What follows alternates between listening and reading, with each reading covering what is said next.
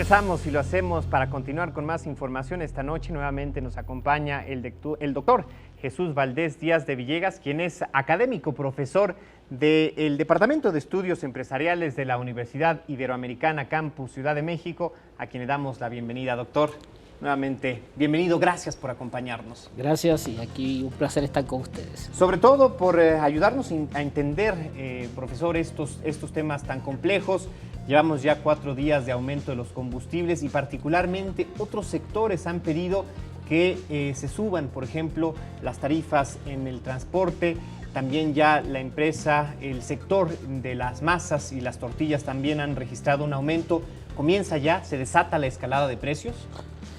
Mira, la escalada de precios tiene que ser desatada por una cuestión muy sencilla, porque está incrementando el precio de todos los energéticos. No se trata solamente del incremento del precio de la gasolina. Bien. Se trata también del incremento del gas, se trata también del incremento de la electricidad. Entonces, estos componentes tocan los costos de todos los demás sectores. Y evidentemente que todos los demás sectores se sienten obligados a subir los precios.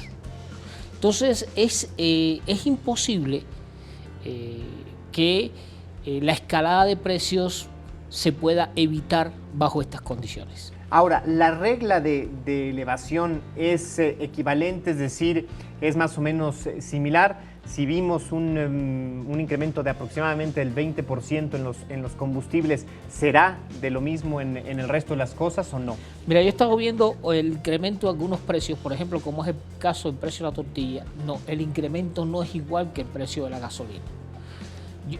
Aquí hay un problema importante. Por ejemplo, con el caso del transporte. Si hay un incremento del precio de la gasolina, pues los taxistas, los que manejan las combis estas que le llaman de transporte, sí, todos ellos tienen que aumentar el precio. ¿Por qué? Porque al subirle el precio del combustible, pues entonces tiene que subir el costo del pasaje. Ahora, ¿qué pasa? Se dice, no va a haber aumento. Entonces aquí hay una contradicción. Estás liberando el precio de la gasolina, pero mantienes regulados los demás precios. Y esto se hace entonces injusto para la población. Es una especie de juego.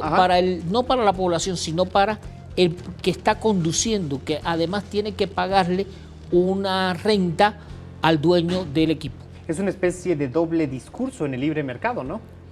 Sí, es una especie de libre... El problema es que se está jugando a un populismo extraño. A un populismo extraño. Yo estuve viendo hoy, por ejemplo, las declaraciones que estaban haciendo algunos diputados del PAN, del PRD, como Jesús Zambrano. Está oyendo todo esto y verdaderamente la liberalización se plantea dentro de lo que es la ley presupuestaria que se aprobó en octubre.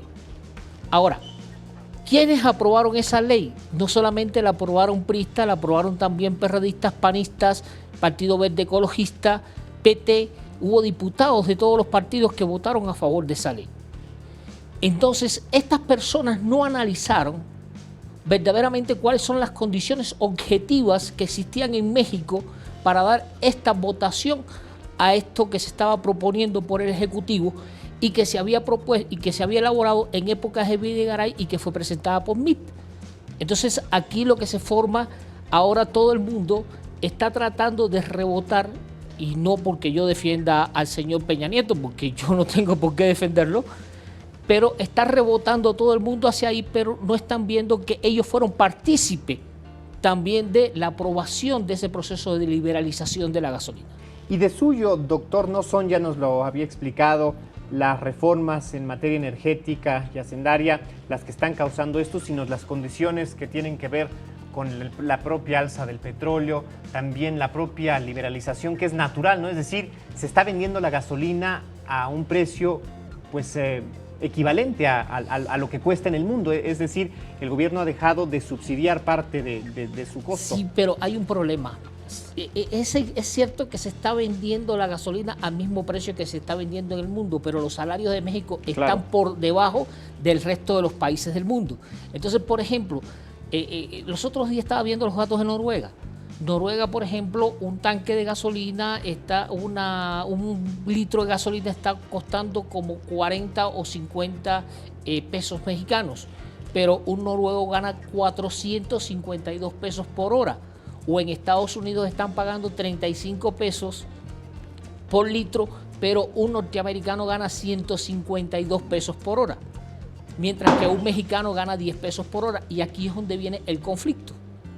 ¿Y cómo, doctor, cómo conciliar justamente esta diferencia?